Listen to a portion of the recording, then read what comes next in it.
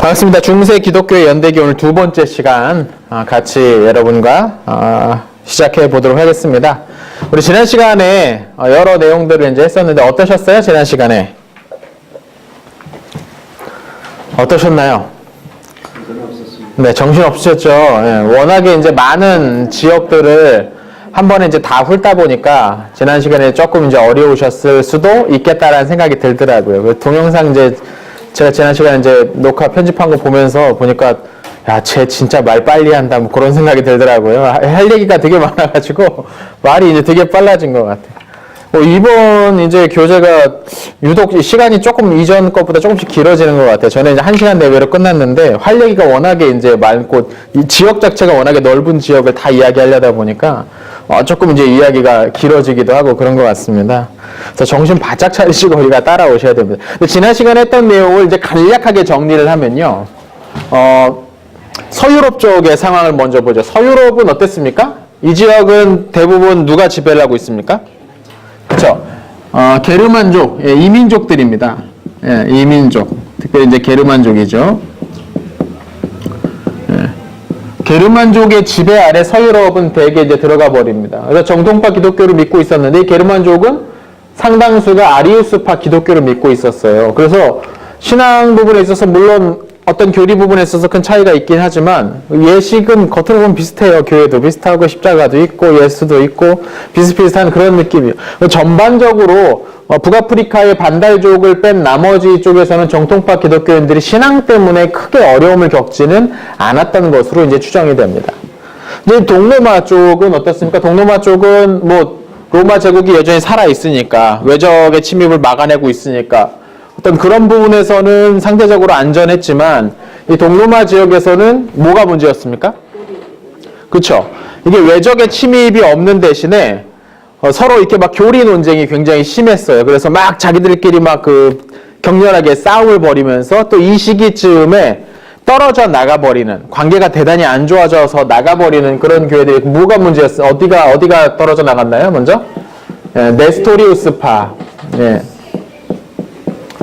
네스토리우스파가 떨어져 나가고 또 하나는요, 단성론입니다.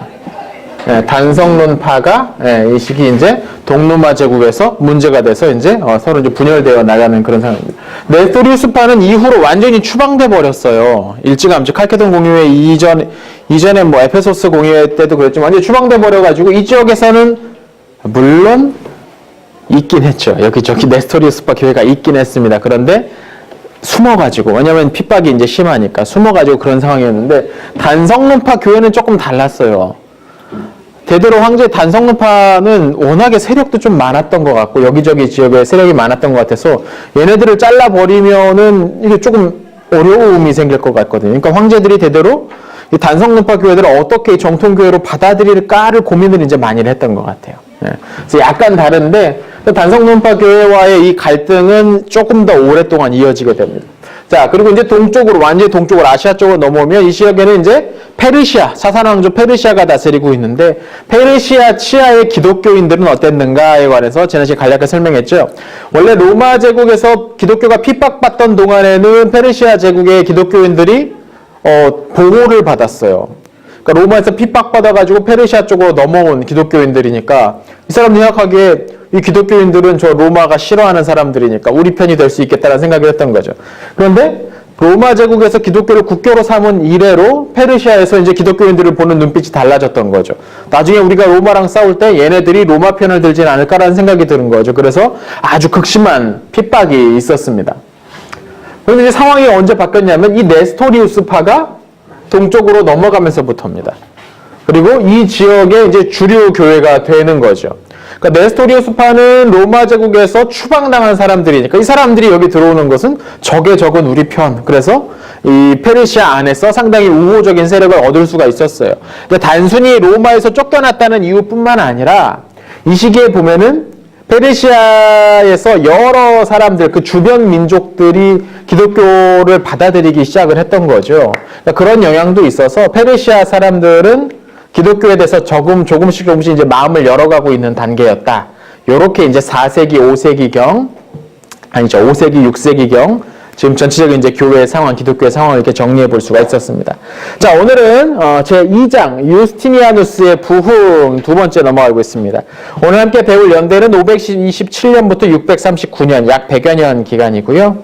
주요 인물은 유스티니아누스, 그리고 피피누스, 영어로는 피핀이라고도 합니다. 무함마드, 이슬람교의 창시자죠. 뭐 마호메트니, 모하메트니 뭐 여러 이름으로 다 부르는데 그 동네 발음으로 가장 가까운 이름은 무함마드라고 이제 읽는 게 가장 가까운 발음이라고 합니다. 자, 8페이지 한번 보시죠. 자, 첫 번째 소제목의 제목이 뭡니까? 네, 유스티니아누스 대제. 네, 유스티니아누스 대제입니다. 네, 유스티니아누스 대제. 로마 시대에 3명의 대제가 있었습니다. 3명의 대제가 있었습니다. 네, 대제. 대제란 위대한 황제란 뜻이죠. 영어의 great, 라틴어의 마그누스, 뭐 그리스어의 메가스, 뭐 그렇죠. 알렉산더 대왕 할 때 이게 다 똑같은 이름입니다. 이제 황제니까 이제 대제라고 부르는데 첫 번째는 누구냐면 첫 번째는 콘스탄티누스 대제입니다. 콘스탄티누스 대제. 이 콘스탄티누스는 이제 여기서 참고로 여기서 대제라고 부르는 것은 교회가 그렇게 불러준 거예요. 콘스탄티누스는 왜 대제라고 불렀을까요? 그렇죠. 기독교를 공인했습니다. 그래서 교회 이제 다녀도 되는 거죠. 이제 이전에는 핍박받았던 교회가 콘스탄티누스 이래로는 이제 괜찮아, 믿어도 괜찮아 라고 공인됩니다. 근데 사실 말로는 공인인데 정확히 얘기하면은 기독교 우대 정책을 폈어요. 콘스탄티누스가. 그러니까 교회가 상당히 좋아했겠죠. 두 번째 대제로 불리는 사람은 테오도시우스입니다. 테오도시우스 대제입니다. 1세입니다. 1세. 테오도시우스 대제입니다. 테오도시우스는 어떤 일을 했길래 대제라는 이름을 받았을까요? 그렇죠. 기독교를 국교로 삼아버렸습니다. 아예. 로마 제국의 국교는 기독교다라고 해버렸어요. 그러니까 교회가 굉장히 좋아했겠죠. 그리고 세 번째 대제가 바로 오늘 나오는 유스티니아누스 대제입니다.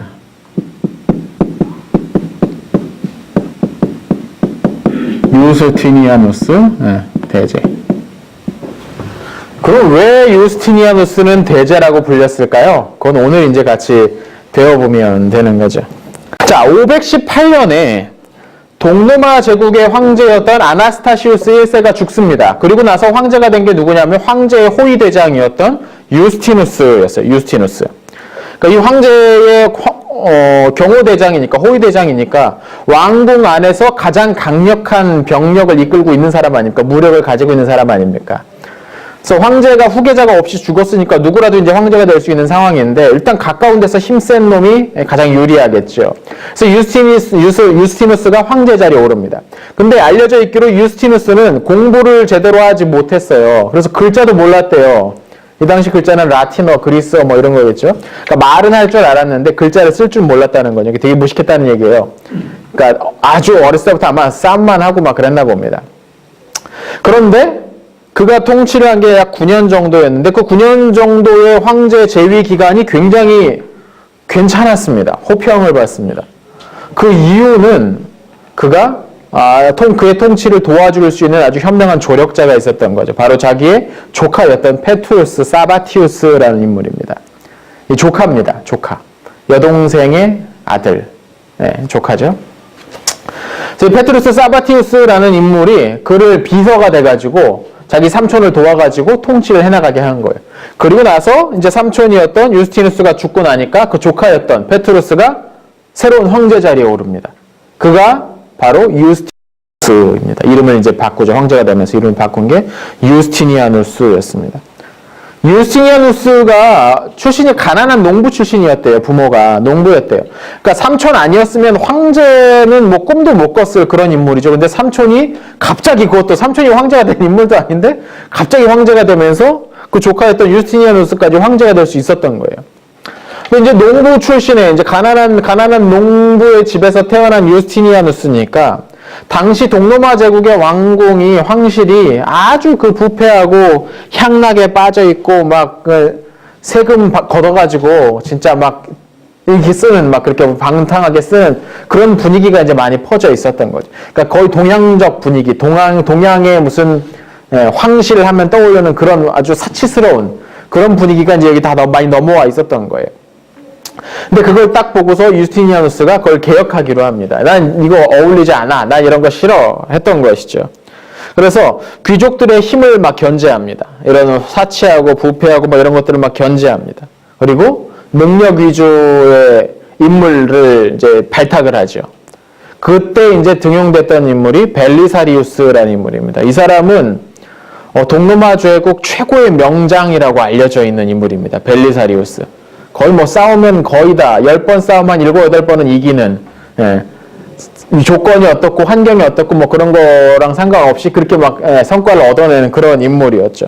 또 한 명은 나르세스였는데 이 나르세스는 환관 출신입니다. 환관이면 이제 거세된 남자잖아요. 그래서 황궁 안에서 이제 꽤 높은 자리까지 올랐던 거죠. 환관이 황궁 안에서 높은 자리까지 오르려면 얼마나 그 치열한 황궁 내부의 그 정치 싸움에서 이겨야만 했겠습니까? 그래서 이 사람은 아주 뛰어난 전략가였어요. 그래서 나르세스는 뛰어난 그 정략, 정치와 관련해서 그 전략이 아주 뛰어났다면 벨리사리우스는 이제 전술에 뛰어나서 실제로 전투에 나가서 승리를 얻어내는. 그러니까 나이는 훨씬 나르세스 쪽이 훨씬 더 나이가 이제 많았습니다. 벨리사리우스는 30대였어요. 아주 젊은 장군이고요. 그래서 이 둘을 자기 곁에다 두고서 이제 자신의 정책을 이제 관철시켜 나갔던 거죠. 그래서 유스티니아누스가 상당히 성격이 소심했었대요. 원래 좀 소심한 약간 그런 감이 있어요. 유스티니아누스가 사실 이전에 뭐 군 생활을 해본 기록도 전혀 없고 어디에서 뭔가 그 유명한 데서 공부를 해왔다거나 뭐 그런 그러니까 이전의 이력에 대한 얘기가 거의 남겨져 있지 않으면 가난한 농부 출신 농부 아들이니까 뭐 남아있을 게 전혀 없는 거예요. 근데 그런 사람이 황제가 돼서 대제라고 불릴 정도의 업적을 세웠다. 이건 이제 사람을 잘 썼다는 거죠. 사람을 잘 보고 잘 썼다는 거죠. 특히 유스티니아누스의 부인이 귀족 출신 여자가 아니었습니다. 귀족 출신 여자가 아니 신분이 그렇게 높지 않은 평민이었대요. 근데 이 부인이 또 한가닥 하는 그런 부인이었어요. 성격이 캐릭터가. 이게 초기에 막 이런 왕이 이제 이런 새로운 황제가 돼가지고 막 뭔가 개혁하고 뭔가를 바꾸려고 하니까 반발이 여기저기 막 있었겠죠. 또 초반에 이제 정세가 되게 불안정했어요. 그래서 초기만 하더라도 폭동도 일어나고 막 반란이 일어나고 내가 황제 될까 하면 반란이 일어나고 막 난리도 아니었거든요. 한 번은 수도인 콘스탄티노폴리스에서 폭동이 일어나가지고 폭도들이 막 왕궁으로 막 밀려오고 있는 거예요. 그러니까 이제 황제가 무서워가지고 이제 유스티니아누스가 무서워가지고 빨리 도망가야겠다고 이제 자기 부인 막 빨리 도망가야 된다고 했더니 또 부인이 황제가 지금 어디를 가냐고요. 황궁을 지켜야지. 황궁 말고 황제 갈 데가 어디냐고. 딱 가가지고 누구한테 빨리 지시해가지고 빨리 진압하게 시키고 이렇게 조치를 빨리 취하라고. 그래서 그대로 했더니 진압이 됐어요. 그러니까 기가 좀 이제 센 그런 여성이었던 거죠. 근데 그렇다고 해서 무슨 권력욕이 뭐 심했다거나 아니면 개인적인 뭐 사리를 추구했다거나 그런 여자는 아니었던 것 같아요. 그래서 황제가 어디 나가면 늘 같이 따라가요. 이 황후도. 그러니까 거의 뭐 옆에서 같이 이제 따라다니는 막 같이 나가는 그런 전쟁 같은 데 나갈 때도 이렇게 같이 막 이렇게 따라가고 막 그런 성격이었는데 남편을 옆에서 굉장히 많이 이렇게 지지해 주면서 세워준 아마 그런 성격이었나 봐요. 그러니까 부인의 덕도 이제 많이 봤던 거예요. 재밌는 건 유스티니아누스랑 거의 동년배였던 벨리사리우스도 비슷한 아내가 있었습니다. 벨리사리우스의 아내도 역시 기가 좀 이제 세고 물러서지 않는 자기 주장할 건 딱 하는 그런 캐릭터였었나 봐요. 재밌는 건 두 부인끼리 싸우진 않았대요. 왕실에 가까이 있었는데. 자, 여튼 그래서 그렇게 이제 사람을 잘 써가지고 통치가 이제 잘 된 거죠. 사실 황제쯤 되면 그 넓은 땅을 다 일일이 자기가 직접 할 수는 없거든요.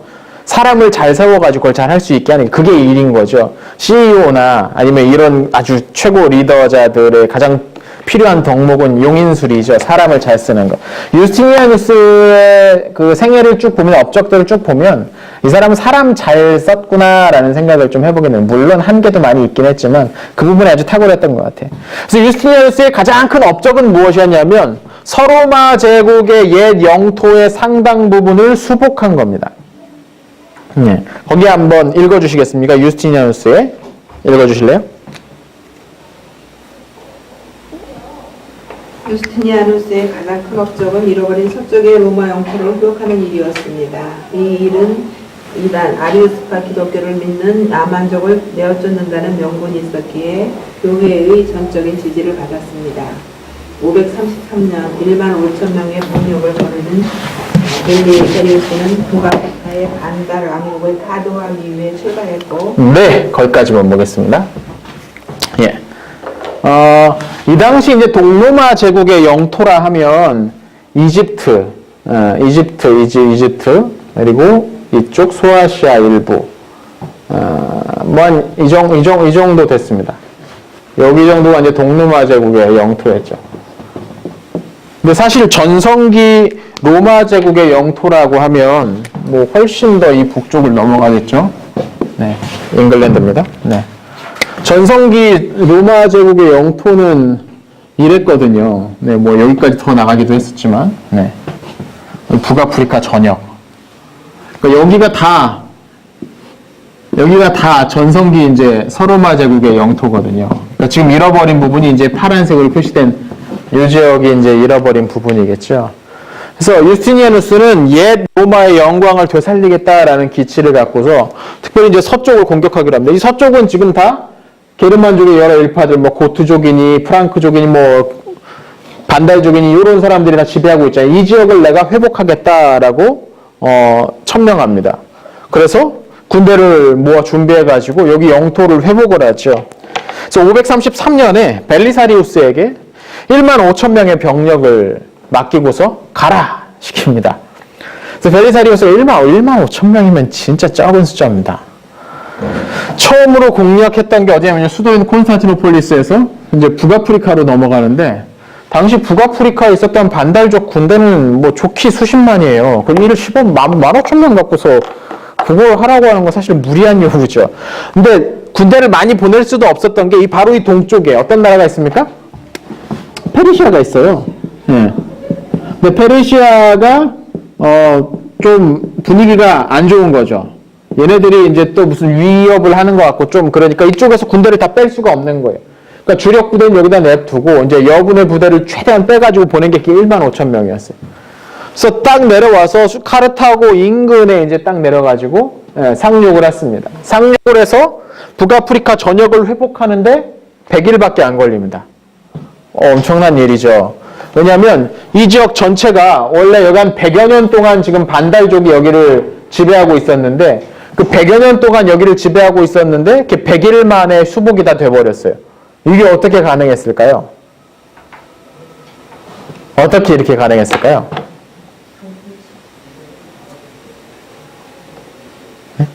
반달족이 왜 이렇게 빨리 무너졌을까요? 왜 이렇게 쉽게 무너졌을까요? 책에 안 나옵니다. 상상하셔야 됩니다. 네. 그쪽에서 반달족이 그 원주민들한테 별로 저기를 받고. 그렇죠. 네. 반달족이 지배하고 있는 북아프리카와 나머지 땅과의 가장 큰 차이는 뭡니까? 그 땅의 원래 주민들, 로마 사람들, 원래 로마 주민들과의 관계 설정이었습니다. 다른 데는 비록 자기들이 뭐 아리우스파 기독교를 믿고 있든 어쨌든 거기 있는 원 주민들과 우호적인 관계를 하려고 해서 그래서 핍박이나 뭐 그런 것들 없었죠. 협조받고 도움받고 그래서 뭔가를 발전시키려고 해요. 근데 북아프리카에서는 그게 아니었어요. 일단 인구가 그래서 많이 줄었던 데다가 여기 살던 사람들이 자기 지배층이었던 반달족 지배층들과 사이가 안 좋아요. 관계가 안 좋아. 그러니까 로마군이 여기서 해방시키러 왔다라고 하니까 막 문도 열어주고 막 성문도 열어주고 얼른 오라고. 네, 그렇게 돼버린 거죠.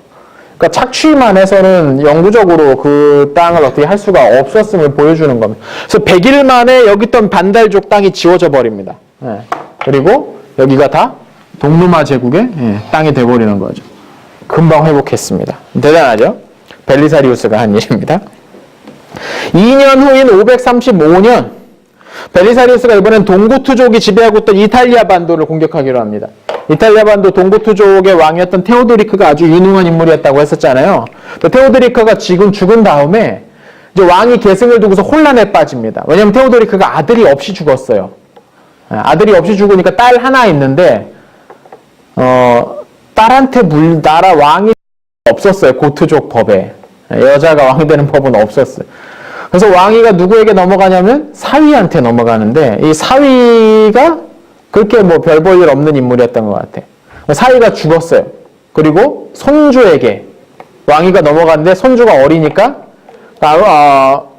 테오도리크의 딸이 이제 대신 섭정 겸하면서 다스리게 되는, 사실상 이제 여왕이 이제 다스리는 그런 시기가 된 거죠. 근데 테오도리크도 상당히 정치적으로 뛰어난 인물이었다고 말씀드렸었잖아요. 근데 이 딸도 정치적으로 생각하는 그런 훈련이 잘 된 인물이었나 봐요. 아버지 곁에서 잘 준비됐던 인물이었나 봐요. 그래서 동로마 제국과 우호적인 관계를 수립하기 위해서 애를 많이 씁니다. 그래서 심지어 이 남편이 이제 죽었으니까 이제 혼자 된 몸이잖아요. 이제 과부가 됐잖아요. 그래서 동로마 제국의 왕실과 혼담까지 오고 갈 정도로, 그러니까 이제 그 정도로 말이 이제 잘 오고 가면서 여기를 어떤 안전을 도모하려고 했던 것 같아요. 근데 이게 동고투족 귀족들의 눈에 안 좋게 보인 거죠. 아, 여자가 나서가지고 나라를 팔아먹으려고 한다, 막 그렇게 되면서 테오도리크의 딸을 죽여버립니다. 귀족들이. 죽여버리고 이제 자기들끼리 이제 왕 되겠다고 누구를 막 세우고 막 하는 거예요. 그러니까 이제 명분 딱 섰어요. 우리랑 협조하려고 했었던 너희의 왕도 임의로 죽여버렸으니까 지금 불법적인 왕이고, 또 동로마 제국에서 생각할 때 여기는 지금 아리우스파 기독교를 믿고 있으니까 이단 아닙니까? 이단을 정복해서 정통 신앙을 회복해야 된다. 뭐 이런 취지들이 이제 덧붙여져 가지고 공격을 해내는 겁니다. 그래서 이탈리아로 들어가죠. 근데 문제는 뭐냐면 병력이었어요. 7,500명밖에 안 돼. 동고투족도 역시 좋게 못해도 15만, 20만 가까이는 전국에 있으면 흩어져 있는 사람들 다 모으면 뭐 다 나와서 싸울 수는 없겠지만, 그러니까 10만 이상은 충분히 모을 수 있는 동고투족을 쫓아내 버리려고 하는데 병력은 7,500명밖에 안 줬어요. 이거는 너무한 거죠. 이건 탁상 행정이에요. 탁상 행정의 전형입니다.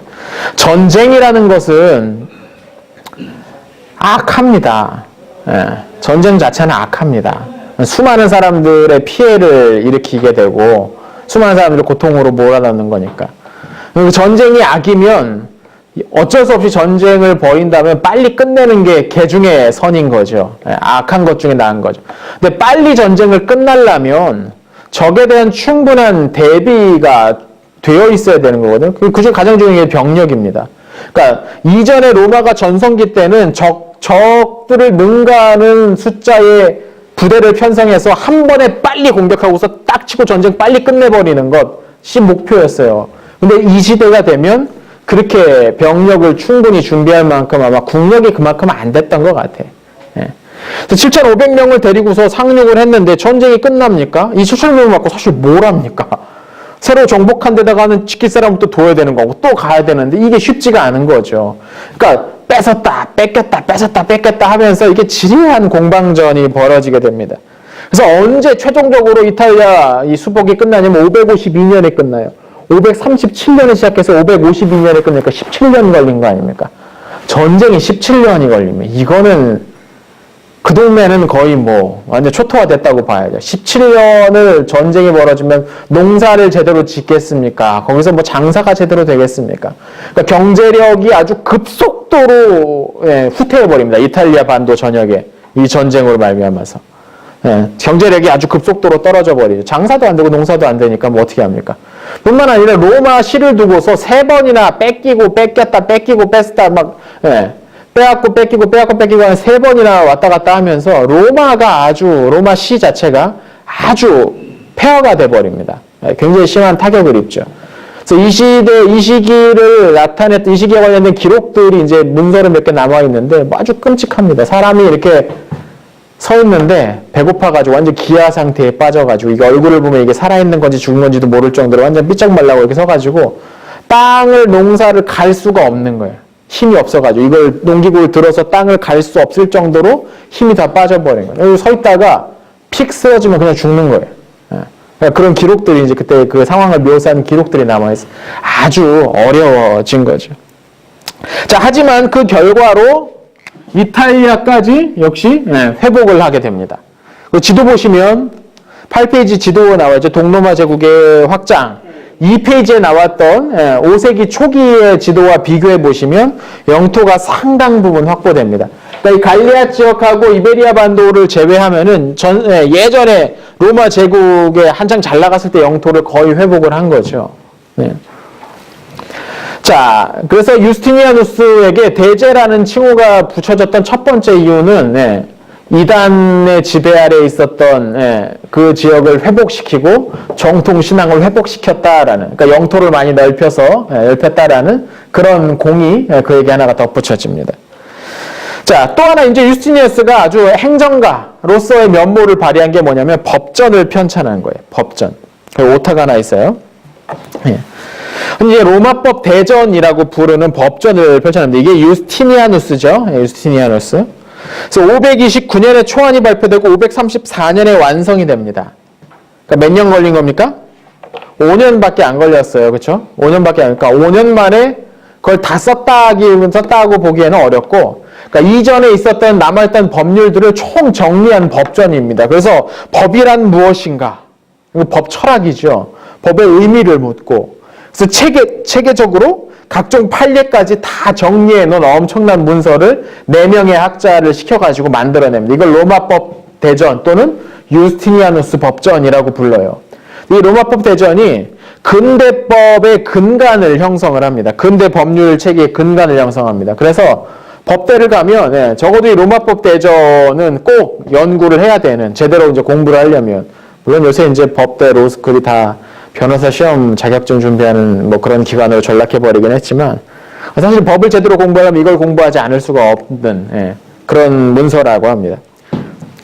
자, 또 하나, 유스티니아누스가 전성기 로마를 회복해야겠다라고 품은 이상 이 백성들을 하나로 모으는 것이 참 중요한 일이었을 겁니다. 근데 이 당시 동로마 제국, 그러니까 동로마 제국에서 가장 큰 문제는 단성론파 교회와 정통파 교회가 갈등을 빚고 분열돼 나가고 있었다는 거예요.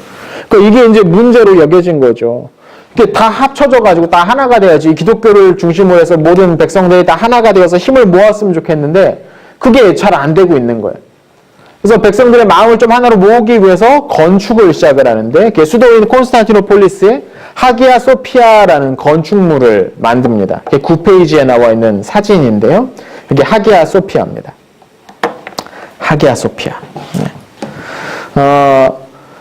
원래는 이제 콘스탄티누스 2세가 건축했는데, 콘스탄티누스 2세면 콘스탄티누스 1세의 아들이죠. 콘스탄티누스 1세의 아들인데, 콘스탄티누스 2세가 이제 건축했던 건데, 두 차례 이제 이게 소실됐다가 537년에 마침내 재건이 됩니다. 이게 거의 같은 시기들이죠. 이제 로마법 대전이 534년에 완성되고, 북아프리카가 회복된 게 533년이고, 이탈리아 공격한 게 535년이고, 그러니까 뭐 따로따로 한 게 아니라 동시다발적으로 이제 이것저것들을 많이 했던 거예요. 그래서 537년에 이제 재건이 됐는데, 이 성전, 이걸 보시면 이게 성당인데, 하기야 소피아가, 그 4개의 첨탑이 서 있어요. 사진을 보시면, 보이시죠? 그 첨탑은 나중에 세워진 거예요. 이슬람이 여기를 정복하고 나서 이제 나중에 세운 거고, 그 안쪽에 있는 이제 그것이 이제 원래 이제 만들어졌던 겁니다. 그 당시에 있었던 어떤 건축물보다도 화려하고 아름답게 만들어졌다고 알려져 있는 건축물입니다. 그래서 이걸 딱 짓고서 유스티니아누스가 감동했다잖아요. 자기가 명령해서 짓게 하고 나서 완성된 걸 딱 뭐 감동해서 뭐라고 얘기했답니까? 아주 유명한 얘기입니다. 솔로몬이여 내가 그대를 이겼도다 라고 얘기합니다. 솔로몬이여 내가 그대를. 솔로몬이 뭐 지었습니까? 성전 지었잖아요. 그죠? 네, 성전 지었잖아요. 여러분 솔로몬 좋아하십니까?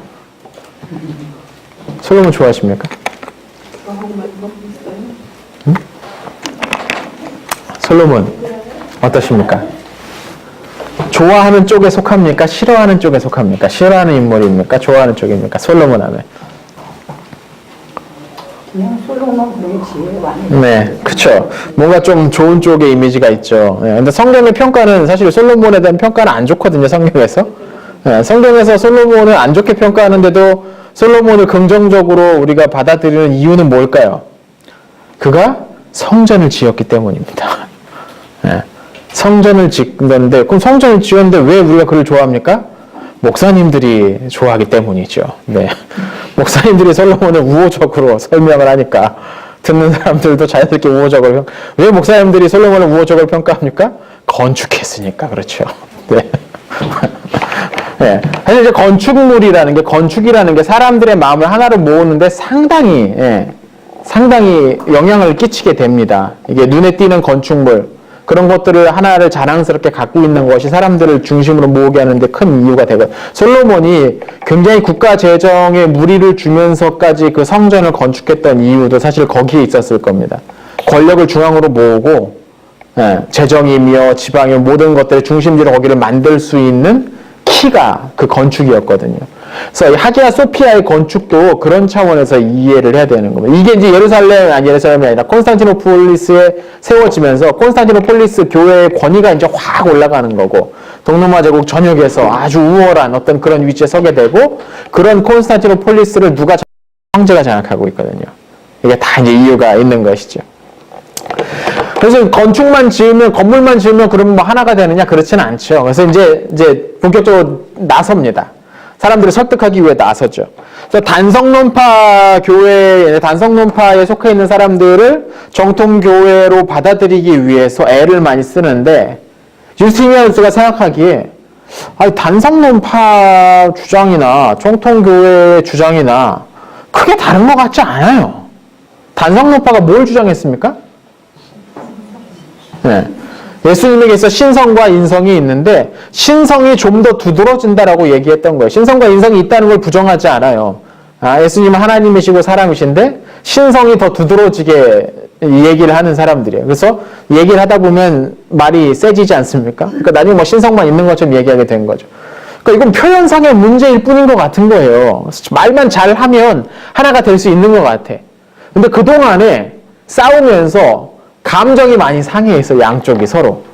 싸우다 보면 심한 말도 하고 직접 막 공격도 많이 할 거 아닙니까? 그래서 이것을 해결하기 위한 전체 공의회를 한번 열기로 합니다. 그게 553년 콘스탄티노폴리스 공의회입니다. 제2차입니다. 1차는 앞서서 있었거든요. 니케아 공의회 다음에 콘스탄티노폴리스 공의회였잖아요. 그래서 제2차 콘스탄티노폴리스 공의회를 553년에 엽니다. 여기에서 여기서 우리라 하면 이제 정통파 교회죠. 우리가 단성론파 교회에 대해서 너무 심하게 얘기한 거 인정하면서 과거 단성론파 교회를 막 공격하고 강력하게 비판했던 3명의 인물을 파문하자라고 제안합니다. 이건 또 뭔 말이 안 되는 얘기입니까?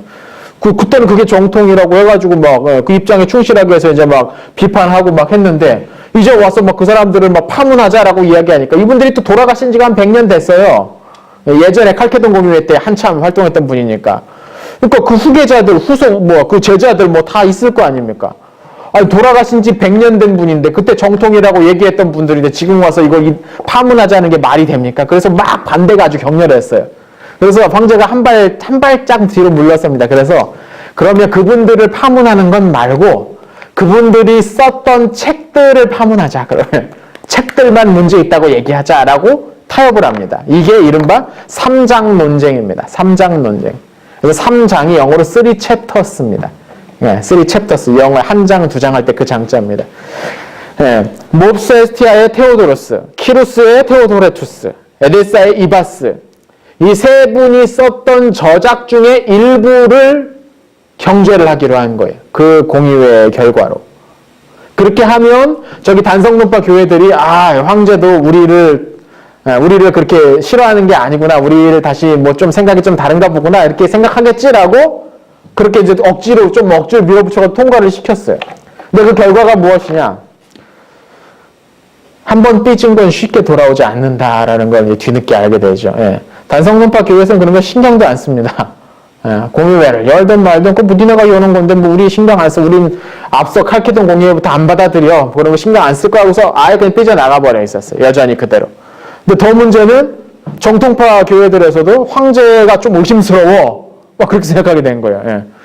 저 사람 단성론 아니야? 막 하면서 의심스럽게 보면서 황제에서 좀 오히려 문제가 더 어려워지고 말았었죠. 이게 이제 조금 아쉬운 부분입니다. 황제의 의도는 좋았어요. 그리고 단성론파 교회 합성론파 교회에서 주장하는 것들도 사실 잘 뜯어보면 표현상의 문제라는 게 아주 틀린 말은 아니거든요. 좀 과하게 나간 면이 있지만 그게 완전 무슨 이단이다 그렇게 말하기 좀 어려운 면이 있는데 여튼 중재를 시도했다가 결국 실패하는 아쉬움을 겪기도 합니다. 여튼 이 유스티니아누스가 대제라고 불렸던 이유는 뭐라고요? 이단의 지배 아래 있던 이단의 지배 아래 있던 서로마 제국의 영토를 수복해서 정통신앙을 회복했습니다. 이전에 어떤 황제도 이렇게 하지 못했고 유스티니아누스 이후 어떤 황제들도 다시는 이 서쪽 이탈리아 반도 서쪽으로 가보지 못했어요. 이렇게 못했던 거예요. 또 하나 그의 중요한 교회와 관련된 업적이라고 한다면 하기야 소피아를 건축한 거죠. 그 시대 그 어떤 건축물보다 화려하고 웅장했던 하기야 소피아를 건축을 했습니다. 나중에 이 지역을 이제 이슬람 세력이 정복하면서 이 콘스탄티노폴리스가 함락되죠. 그리고 이 하기야 소피아를 봤는데 부시기엔 너무 멋있어. 그래서 그냥 그대로 두고 이거 모스크로 만들자 해가지고 그때 이제 첨탑을 옆에다 세운 겁니다. 이슬람식으로 이제 첨탑을 이렇게 세워가지고 이거 모스크로 활용이 됩니다. 그리고 그 시대가 한참 있다가 이제 현대 터키 공화국이 이제 아타튀르크가 이슬람 혁명 일으켜가지고 터키 공화국을 만든 다음부터는 터키는 세속 국가예요. 그러니까 정치와 종교를 완전히 분리해야 되는 게 헌법에 명시되어 있는 그런 나라예요. 터키는. 그래서 여기를 이거가 이제 그 터키 공화국이 세워지고 나서 여기를 다시 교회로 회복시켜 달라는 청원이 엄청나게 쏟아진 거죠. 이슬람 원래 이거 성당이었는데 그렇게 하면 되냐? 근데 또 그 주민들의 상당수는 또 무슬림들이거든요. 그래서 이걸 어떻게 만들었냐면 박물관으로 만들었습니다. 그래서 하기야 소피아는 지금은 박물관입니다. 미술관, 박물관 그런 기능으로 사용되고 있죠. 자, 유스티니아누스가 그렇게 아주 엄청난 영토를 확보를 합니다. 그러고서 이제 쭉쭉 뻗어나갈 줄 알았는데 아무도 예상하지 못했던 일이 발생하죠. 전염병이었어요. 아마 페스트였던 것 같아요. 이 시기에 이제 중앙아시아 지역으로부터 시작된 것 같은데 그 유목민족들이 이제 내려오면서 그들과 함께 여기까지 이제 동로마 제국까지 페스트가 이제 퍼지기 시작했던 것 같아요. 그래서 이 병이 되게 무서운 병입니다. 약도 없죠. 이때 뭐 항생제도 없고 치료약도 없는 상황이잖아요. 그래서 한 번 병 걸리면 살아남으면 다행이고 아니면 그냥 죽는 거 하늘에 맡기는 그런 상황이었어요. 인구가 급감합니다. 전염병이 돌면서. 인구가 급감하면 가장 큰 문제가 뭐라고요? 경제력이 떨어져요. 그렇죠? 경작할 사람도 없고 상품의 생산이 안 되니까 무역도 안 돼, 장사도 안 돼요. 그러니까 경제력이 굉장히 많이 떨어져요. 인구가 굉장히 중요하죠. 그런 차원에서. 인구가 감소하면서 경제력이 쭉 떨어지니까 경제력이 떨어지면 국방력도 떨어지게 돼 있어요. 왜냐하면 군대를 유지하려면 돈이 드는데 세금이 이제 안 거치니까 군대를 유지할 수가 없죠. 군대를 유지할 수 없으면 어렵게 확보했던 이 땅도 잃어버릴 수밖에 없는 거, 놓을 수밖에 없는 거예요. 억지로 계속 유지하려다가 나라가 망할 수밖에 없으니까. 그래서 금방 얻었지만 이 땅을 금방 잃어버리게 됩니다. 이게 전염병은 예상하지 못했는데 이게 큰 문제였죠. 나중에는 황제 자신도 병에 걸려버렸어요. 그래가지고 누워있으니까 뭐 통치가 제대로 될 리가 없었죠. 여러분 오래 누워있으면 사람이 기운도 없고 신경질도 납니다. 제가 좀 누워있어 봐서 아는데 오래 이렇게 뭐 쉰다고 방구석 뒹굴고 있으면 신경질도 나고 짜증도 납니다. 그래서 말년에 유스티니아누스가 말년에 주변 사람들 의심도 좀 하면서 막 이렇게 뒤집어 씌우기도 하고 막 처형도 하고 좀 그런 면도 말년에 조금 보였다고 합니다. 자, 그렇게 이제 유스티니아누스가 세상을 떠난 후 바로 보이시죠? 이탈리아가 바로 상실되고 맙니다. 이탈리아를 바로 잃어버리고 맙니다. 왜 잃어버렸느냐? 여기 이탈리아를 정복할 때 17년 걸렸다고 했잖아요. 그러니까 도대체 힘이 안 됐던 거죠. 그래서 동로마 제국의 힘 갖고만 안 되니까 다른 데서 힘을 빌려와요. 누구를 빌려왔냐면 거기 랑고바르디족이라고 불리는 이 북쪽에서 살고 있었던 야만족이에요. 이 사람들도. 랑고바르디족. 영어로 하면 롬바르드입니다. 이 사람들이. 영어의 롬바르드입니다. 랑고바르디족이 이 사람들의 힘을 빌렸어요. 같이 힘을. 그리고 같이 싸웠어요. 원래 랑고바르디족은 별로 싸움도 못하고 뭔가 그냥 진짜 말 그대로 야만족 그런 느낌에서 우르르 몰려다니면서 그냥 때리고 막 그런 사람이었는데 이걸 로마에서 훈련시켜줘, 무기 쥐어줘, 무장시켜줘, 전술도 다 갖춰줘. 왜냐면 싸우게 시켜야 되니까 그렇게 다 갖춰놓은 거예요. 덕분에 이제 와가지고 무장이 잘 됐는데 로마의 힘이 갑자기 약해졌다고 했잖아요. 그 틈을 노려서 랑고바르디족이 여기 그냥 눌러 앉아버립니다. 그래서 이탈리아를 차지해버려요. 금방. 17년이나 걸려서 회복을 했는데 금방 이탈리아 반도가 랑고바르디족에 의해서 장악됩니다. 이후로 이 이탈리아 반도는 동로마 제국이 완벽하게 회복했던 적이 한 번도 없어요. 그냥 계속해서 이민족들이 여기를 지배하기 시작을 하는 것이죠. 자, 근데 여기서 끝나지 않았어요. 랑고바르디족이 이쪽으로 이탈리아로 이주했단 말이죠. 그럼 이 땅은 비었을 거 아닙니까? 이 땅이 비었는데 이 땅을 비워줄 리가 없죠. 네. 누가 쳐들어옵니까? 거기 지도에 보시면 아바르족이라는 사람들이 쳐들어옵니다. 네. 아바르족이 달마티아 지역을 달마티아는 그리스의 이제 이 북서쪽 이 지역을 가리켜요. 아바르족이 쳐들어옵니다. 뿐만 아니라 슬라브족이 얼마 후에 또 저기 북쪽에서 내려옵니다. 슬라브족이. 네, 슬라브족이 내려옵니다. 그리고 페르시아가 또 쳐들어오기 시작합니다. 네, 페르시아가 또 쳐들어오기 시작합니다. 이거 왜 갑자기 여기저기서 막 내려올까요? 힘이 약해졌으니까 그런 거예요. 힘이 셀 때는 감히 그렇게 못했겠죠. 근데 힘이 약해지다 보니까 갑작스럽게 이제 공격을 받는 거죠. 이 페르시아랑 싸우는데 맞짱을 1대1로 쓰기가 어려워지니까 도움을 요청하는데 누구에게 도움을 요청하냐면 저기 북쪽에 있는 이민족들 투르크족을 데리고 옵니다. 투르크족의 도움을 받았는데 투르크족이 이제 돈을 주기로 하고 보상을 해주기로 하고 이제 군대를 빌렸는데 싸우다가 보상이 잘 안 이루어졌나 봐요. 투르크족이 승질 나가지고 이 흑해 쪽에 있던 몇몇 요새를 함락을 시켜버립니다. 흑해 쪽에 요새를 함락시켜버립니다. 그러니까 졸지에 막 여기저기서 막 엄청나게 이건 집단 공격을 받는 불쌍한 처지가 되어버려요. 유스티니아누스 황제가 죽은 다음에 그렇게 되어버립니다. 이게 너무 극적이잖아요. 이게 극적이니까 사람들은 너무 그렇게 비참해지면은 좋았던 때를 더 이상적으로 그리게 돼 있어요. 그러니까 유스티니아누스 황제 때를 더 이상적으로 더 아름답게 이렇게 그려가면서 그때가 좋았는데 하면서 분위기가 이렇게 형성이 되어버린 거죠. 602년에 포카스라는 인물이 반란으로 새로운 황제가 됩니다. 그리고 페르시아와 전쟁을 이제 다시 한번 대대적으로 벌이죠. 이때 당시 페르시아의 샤한샤, 그러니까 황제죠. 샤한샤는 샤가 왕이란 뜻이고 왕중왕이란 뜻입니다. 페르시아 샤한샤가 호스로 2세였는데 둘이 정면으로 딱 부딪혔는데 누가 이기냐면 페르시아가 이겨버립니다.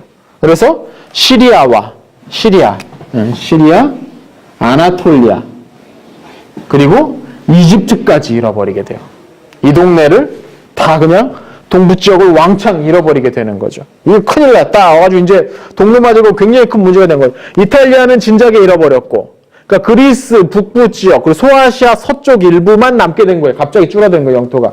쭉 줄어든 거예요. 큰일 난 거죠.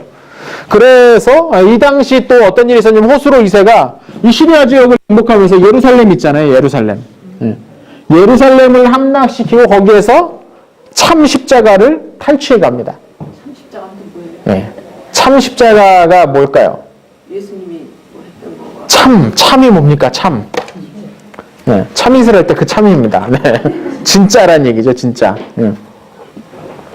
참 십자가가 영어로 true cross입니다. 이게 이제 전설이 이제 어디서 시작이 되냐면 콘스탄티누스 대제 때 시작이 됩니다. 콘스탄티누스가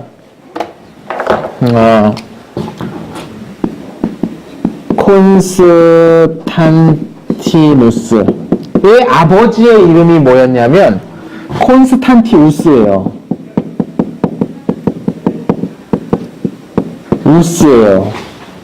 근데 콘스탄티우스가 젊은 시절에 그 술집 주인의 딸과 결혼을 했어요.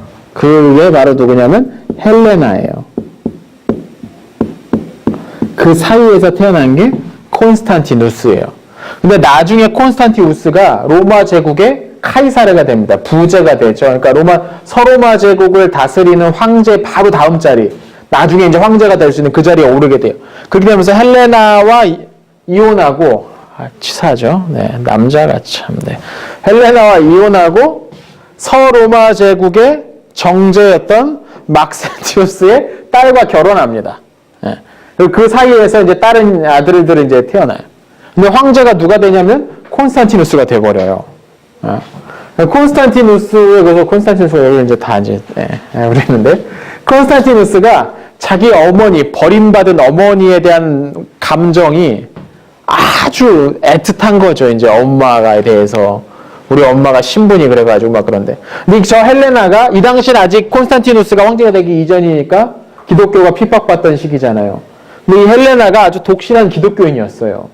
그래서 어머니의 영향을 받아가지고 콘스탄티누스가 기독교에 대해서 우호적인 감정을 갖게 되었다라고 이제 주장을 하는 학자들도 많이 있는데 여튼 그래서 콘스탄티누스가 황제가 됐네요. 이제 아버지는 죽고 이제 어머니는 살아계셨어요. 그럼 이 헬레나는 뭘 했을까?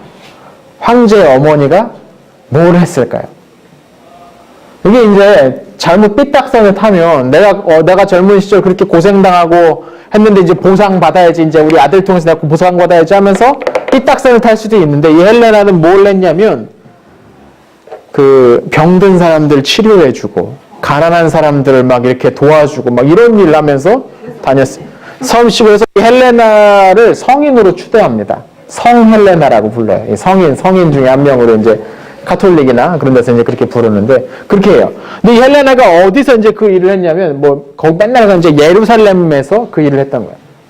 난 이제 나이도 많이 들었는데 예루살렘 가서 가난한 사람 돌보면서 거기서 이제 우리 예수님 거기서 태어나시고 돌아가신 그곳에서 평생 살면서 거기다 죽으련다라고 얘기했더니 이제 아들이 어머니가 거기 가신다는데 막 교회도 지어드리고 막 아주 화려한 교회 몇 개를 지어요. 그래서 막 적극적으로 도와주죠. 이제 거기서 이제 봉사활동하고 빈민들 구제하고 막 그러고 있는데 그때 예루살렘에서 예수님이 십자가에 못 박히셨을 때 사용됐던 십자가가 발견됐대. 그게 바로 이 참 십자가의 전설의 시작입니다. 그거 어떻게 알아요? 뭐 유전자 감식을 해볼 수도 없고 뭐 그때 뭐 없잖아요.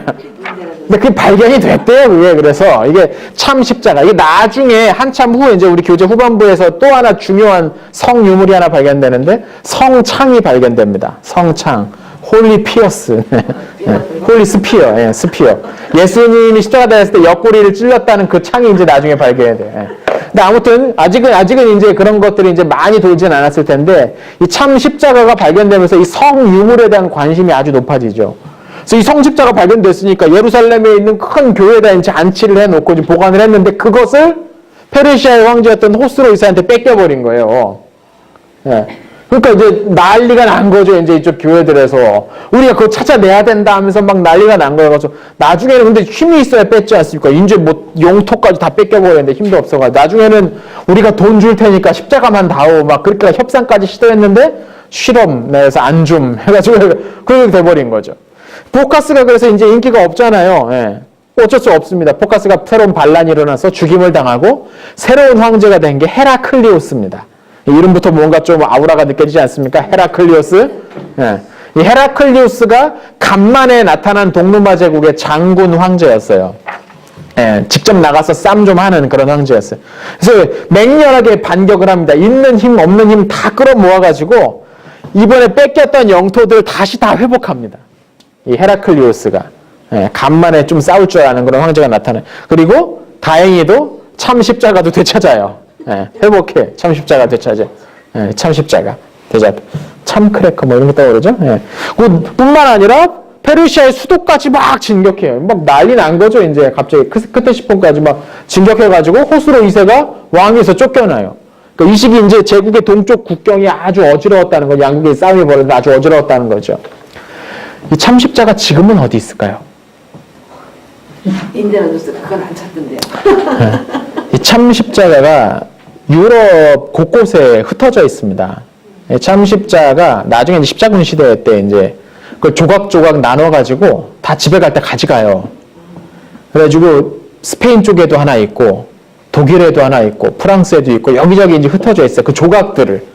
그래가지고 조각을 금으로 만든 그 성물 함에다 이렇게 담아가지고 아주 큰 성당들 가면 이렇게 전시해 놓고 합니다. 나중에 유럽 여행 뭐 그런 거 해보실 기회가 있으면 여기저기 ht어져 있는 성십자가 유물들 찾아보는 투어도 재미있을 것 같습니다. 스페인에서 십자가 얘기는 없었는데 그 저기 베드로 뭐 뼈가 뭔가 그런 소리 들어. 한번 찾아보시면 재미있습니다. 근데 이런 것들이 이제 성 유물에 대한 숭배로 확장이 돼요. 나중에 되면. 그래서 중후반이 넘어가게 되면 사방에 이제 성 십자가의 유물을 갖고 있다고 막 사방에 줘. 그래서 나중에 이제 종교개혁 시대 칼뱅이 뭐라고 냉소적으로 이분이 조금 까칠한 분이거든요. 칼뱅이 조금 성격이 좀 있어요.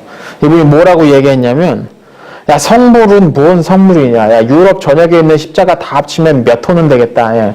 십자가 조각 다 합치면 십자가 그 예수님이 어떻게 들고 다니냐. 그렇게 무거운 걸. 그렇게 해도 얘기를 빈정거렸다고 하는데 사실 지금 남아있는 성유 십자가 그러니까 참 십자가의 유물들을 다 합치면 뭐 그렇게 엄청나게 많지는 않다고 합니다. 이렇게 실제로는 사람이 이제 끌고 갈 수 있을 정도의 대충 그 정도 부피가 되는데 어느 성당 가면 진짜 요만한 조각, 요만한 나무 조각 갖고 참 십자가 조각이라고 뭐 그렇게 전시하고 있기도 해요. 이정신 원사님도 말씀하셨지만 나중 가면 이런 것들이 이제 성인들의 유골로 넘어갑니다. 그래서 요한 사도의 손가락 뼈가 한 수백 개 돼요. 손가락 뼈가 문어다리도 아니고 그냥. 근데 나중에 이제 대개는 이제 가짜가 이제 조작이 되고 막 그렇게 왜냐면 그걸 갖다 놔야 사람들이 순례 오고 헌금하고 하니까 이제 나중에 조작되는 것도 많이 있는데 여튼 이제 이 시기에 참 십자가 때문에 서방에 있는 여러 교회들이 여러 지역들이 일치 단계를 간만에 합니다. 저거 뺏어와야 된다, 되찾아야 된다고. 헤라클리오스 때였습니다. 자, 그렇게 이제 동로마 제국의 확장을 쫙 했다가 쫙 잃어버린 상황이 됐어요. 그럼 그보다 이제 서쪽은 어땠는가? 이 서쪽에는 역시 이 프랑크 왕국의 세력이 이제 가장 강했습니다. 아까 지난 시간에 말씀드렸지만 클로도베크가 프랑크 왕국을 통일해가지고 새로 아주 강력한 왕국을 만들었다고 했잖아요. 그리고 나중에 이제 기독교로 이제 정통파 기독교로 개종도 하고. 그런데 클로도베크가 죽은 다음에 그의 나라가 자기 아들들에게로 나눠집니다. 이게 게르만족 특유의 법률이래요. 아버지가 죽으면 그 유산을 아들들에게 나누어 주는 거예요. 땅이 있으면 땅도 쪼개주는 거예요. 그 쪼개주면은 다시 이제 처음에는 뭐 형제들이 사이가 좋으면 되는데 사이가 안 좋죠. 그리고 자기 영토가 따로따로 생기면 조금 더 뺏고 싶고 갖고 싶고 막 이렇게 되죠. 그래서 이미 아들 때에 갈라졌다가 손자 때가 되면 거의 세 개로 갈라지게 됩니다. 거의 세 개로 갈라지는데 프랑크 왕국의 영토가 서쪽, 동쪽, 그리고 중앙으로 세 개로 갈라지게 됩니다. 그래서 서쪽을 서프랑크 왕국, 서프랑크 왕국, 동쪽을 동프랑크 왕국, 중앙을 중프랑크 왕국이라고 부릅니다. 세 개의 프랑크 왕국으로 부를 때는 이거 세 개를 다 합쳐서 프랑크 왕국이라고 부르는데 실제로는 세 개로 나눠서 쪼개진 거죠. 그래서 서프랑크 왕국과 동프랑크 왕국이 나중에 조금씩 이걸 차지해. 그래서 우리끼리 나눠 먹지 뭐 이렇게 돼버려요. 그래서 중프랑크 왕국은 아주 이탈리아 북부 쪽에 조그맣게 남게 됩니다. 그래서 서프랑크 왕국이 나중에 프랑스의 모체가 되는 거고 동프랑크 왕국이 독일의 모체가 되죠. 이 지금이 독일이 있으니까. 중프랑크 왕국이 이탈리아가 된 건 아닙니다. 이탈리아는 좀 더 복잡합니다. 왜냐하면 이탈리아는 아까도 말씀드렸지만 다른 이민족들은 200년 동안 여기를 다스리면서 아주 복잡한 역사가 이제 생기게 됩니다. 이게 이제 갈라져 버리게 돼요. 그러니까 프랑크 왕국의 전성기는 짧았어요. 그리고 나서 이제 프랑크 왕국, 특히 이제 메로비우스 왕국이라고 부르는데 이게 클로도베크가 세운 왕조의 이름이에요. 그게 조상의 이름입니다. 메로비우스 왕조라고 하는데 메로비우스 왕조 후기로 가면 왕들이 죽으면서 다 어린 아들들만 남겨놔요. 어린애들만 남겨놔요. 그러니까 어린애들이 왕위의 자리에 오르니까 직접 통치가 안 되니까 힘 있는 신하들이 이제 대신 나서죠. 그 힘 있는 신하들을 뭐라고 부르냐면 궁제라고 부릅니다. 궁제. 재상격에 우리나라로 치면 재상격에 해당하는 그런 궁제라고 불려요. 이 궁제라고 불리는 사람들이 실권을 장악하고 왕들은 실권이 점점 줄어들어 버리게 되는 거죠. 이게 안타까운 일이죠. 그 궁제 중에 새로운 프랑크 왕국의 새로운 왕조를 세웠던 메로비우스, 바로 카롤로스 왕조죠. 새로운 왕조를 세우는 데까지 나섰던 사람이 피피누스 1세입니다. 피피누스 1세가 뭐 새로운 왕조를 세운 건 아닌데 그의 손자가 그 유명한 카르 마르텔, 불어식으로 하면 샤를마뉴. 샤를마뉴. 그렇죠. 샤를마뉴 대제라고 하면 틀립니다. 왜냐면 마뉴가 매그누스, 대제란 뜻입니다, 이미. 예. 그쵸. 이제 그거는 이제 역전 앞 뭐 이런 표현하고 비슷한 겁니다. 동어 반복이고, 샤를마뉴 또는 카를로스 대제라고 부르는 바로 그 인물이 이 피피누스의 후손입니다. 이 피피누스가 이제 정권을 장악한 거예요. 그래가지고 원래는 동프랑크 왕국인가? 거기에 궁제였는데, 나머지 왕국의 그 궁제 자리까지 다 한 손에 쥐고서, 전체 프랑크 왕국의 이제 궁제까지 자리 잡게 되는 거죠. 힘이 아주 커졌어요. 그래서 이란이 뭘 하냐면, 이 당시 동쪽에서 슬라브족들이 막 공격해 왔는데, 슬라브족으로부터 이 동프랑크 왕국을 지켜냅니다. 동프랑크 왕국은 정통파 기독교가 됐어요, 이미. 그쵸? 프랑크 왕국 정통파 기독교인이 됐죠? 슬라브족들은 그 자기들 원래 조상들 종교 믿고 있었어요. 그러니까 이민족, 이방 종교 군대로부터 정통 교회인들을, 기독교인들을 지켜낸 인물 해가지고 피피누스 1세가 교회로부터 막 칭송을 받죠. 뿐만 아니라 프랑크 왕국 내에서 기독교를 막 진흥하기 위한 정책들을 막 펴니다. 왜 그랬을까요? 왜 그랬을까요? 응? 이 피피누스 1세가 왜 프랑크 왕국 내에 막 교회를 막 후원하는 그런 일들을 대대적으로 벌였을까요? 거기가 다 그 기독교인들인데 뭔가를 받아야 돼. 그렇죠. 뭔가를 얻어내기 위한 거예요. 네, 우리가 이걸 배울 때는 이제 저거 왜 그랬을까요를 자꾸 이제 물어보는데, 네, 왜라는 걸 생각하지 않고 그냥 듣고 계시면 졸리실 겁니다. 이 시기 안 그래도 졸린 시간 아닙니까? 네. 왜라는 이유를 자꾸 생각해 봐야 되는데, 피피누스는 딴 생각하고 있어요, 이미. 그죠? 자기 세력 만들고 자기가 뭔가 세우기 위해서. 근데 그렇게 되려면 교회의 지지가 상당히 중요한 문제거든요. 왕들 제끼고서 왜 자기가 직접 하냐고요, 그거를. 왕들도 있고 자기는 신하일 뿐인데. 그걸 직접 하는 건 교회와 우호적인 관계, 자신의 가문과 교회사의 관계를 돈독하게 만들고 나중에 이제 큰 일을 할 때 이 지지나 지원을 받기 위함이었겠죠. 아마 물론 모든 걸 다 이렇게 의심스럽게 보면은 조금 너무하지 않냐라고 생각할 수도 있지만, 물론 신앙심도 있었을 겁니다. 신앙심도 있었겠죠. 근데 아마 더 큰 뜻이 아마 있었을 겁니다. 제가 보기에. 그러니까 돈을 그렇게 많이 들여서 그런 일들을 아마 했겠죠. 자, 그래서 이 피피누스 1세가 서쪽 교회에서, 서방 교회에서 나중에 성인의 반열까지 오릅니다. 성인의 반열까지 오릅니다. 이때 당시는 성인이 되려면 무슨 요건이 있고 뭐 이런 것들이 아직 확장되기 전이에요. 한참 후대에 나오는 거거든요. 요새는 성인이 되려면 그가 살아생전에 뭐 3번의 기적적인 사건이 있어야 되고 뭐 조건이 몇 개가 있어요. 근데 이 당시에 그런 거 없어요. 교회가 우리 잘해주면 그냥 막 떠받들여줘.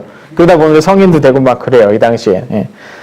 그래서 이 후손들도 마찬가지. 이 후손들 중에서도 성인 반열에 오른 사람들이 이제 몇몇 있습니다. 그 얘기는 조금 뒤에 이제 하도록 하죠.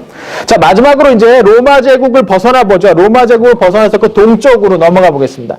자, 로마 제국 동쪽에는 어떤 나라가 있습니까? 페르시아가 있습니다. 사산 왕조 페르시아가 있죠. 사산 왕조 페르시아.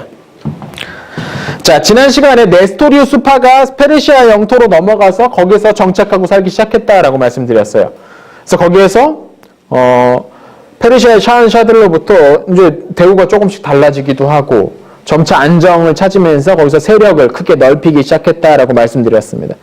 그래서 한 글인데 마르아바의 역사라는 글이 있는데 사람 이름인 것 같아요. 마르아바가 549년 에프탈족이면 이게 이제 흑해입니다. 네, 이게 이제 흑해고, 흑해 동쪽에 아주 큰 호수가 있어요. 이걸 이제 카스피해죠, 이게. 그 동쪽에 약간 작은 이제 아랄해가 있고, 아주 큰 바다 거의, 이름도 카스피해, 아랄해 아닙니까? 바다처럼 보이는 큰 호수가 있는데, 이게 자꾸 줄어들고 있답니다. 네, 지구온난화 때문에. 네, 이게 안타까운 일인데, 네. 아주 많은 걸 배우죠. 자, 근데 이 동쪽에 사산왕조 페르시아의 영토, 네, 이 북동쪽에 에프탈이라고 불리는 사람들이 있었단 말이에요. 에프탈.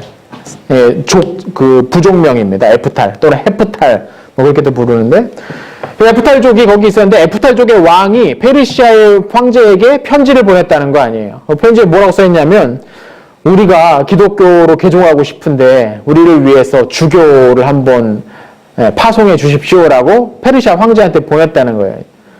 페르시아 황제 이거 딱 보니까 저 에프탈족이면 페르시아도 만만하게 볼 수 없는 그런 부족이었습니다. 군사력에 있어서.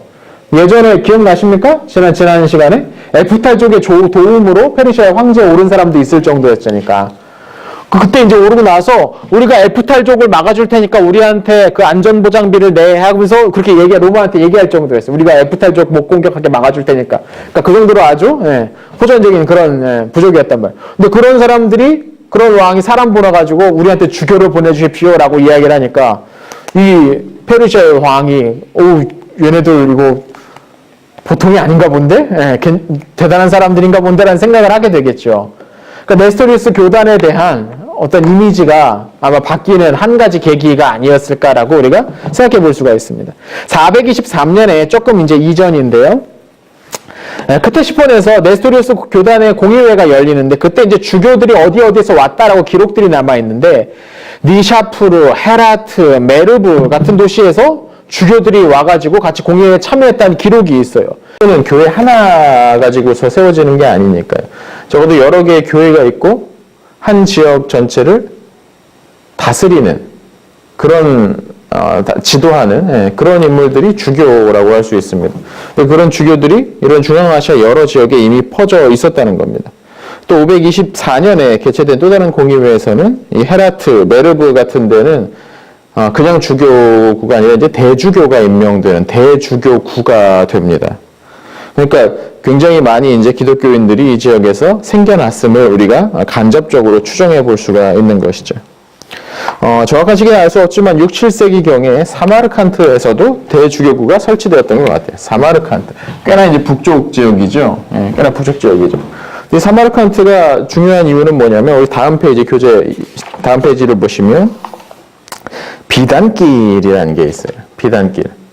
그 동서를 연결해주는 그 무역로인데요. 그래서 무역로의 딱 중앙 부분에 사마르칸트라는 도시가 있었죠.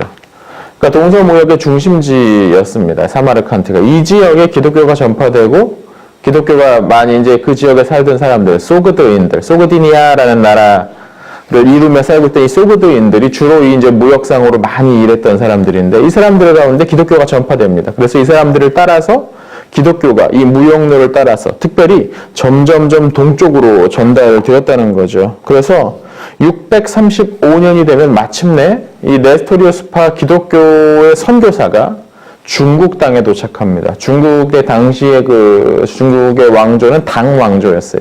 그러니까 당나라의 수도였던 장안에 아라본이라는 이름의 네스토리우스파 선교사가 도착을 해서 중국 땅에도 이제 기독교가 첫 번째로 전해지는 그런 일이 벌어지기도 하죠. 그러니까 중앙아시아로 넘어가면서 이 비단길을 타고서 점점점 동쪽으로 전파가 되었다는 겁니다. 다시 앞으로 돌아오시죠. 자, 그럼 어떻게 이렇게 네스토리우스 교단이 이렇게 크게 성장할 수 있었는가? 그 주요 원인은 학교였던 것 같아요. 학교. 이 시기에 중앙아시아에 많은 유목민족들이 살고 있었는데 그 유목민족들에게 있어 선교를 할 때는 단순히 교리를 전하는 데만 멈추지 않고 농업에 관련된 기술들, 또 문화들, 문자들 이런 여러 가지 것들을 함께 전하는 그런 일들이 있었습니다.